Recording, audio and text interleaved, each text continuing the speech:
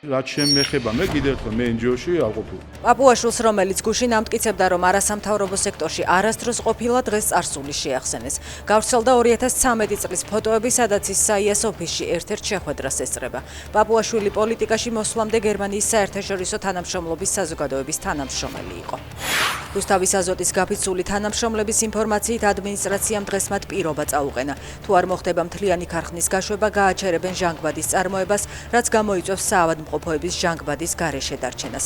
ადმინისტრაციამ დაიწყო ადამიანის სიცოცხლით თამაში, რამდენიმე საათის წინ გააჩერეს ჟანგბადის საამქრო. აცხადებენ გაფიცული თანამშრომლები, რომლებიც 4 დღეა ხელფასის გაზრდის მოთხოვნით ქარხანასთან აქციას მართავენ.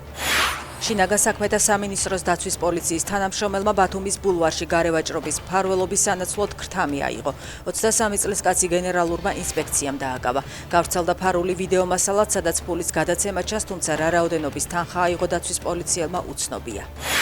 დაკავებულია 2 ძებნილი, რომლებიც ოზურგეთის რესტორანში პოლიციელზე ჯგუფურ ძალადობაში მონაწილეობდნენ. ბრალდებულები თბილისში დააკავეს. თავდასხმაში მონაწილეობდა ჩოხატაურის საკრებულოს უკვე ყოფილი თავმჯდომარე დავით შარაშენიძეც. ის მომხდარიდან მალევე დააკავეს, თუმცა 30,000 ლარიანი გირაოთი გაათავისუფლეს.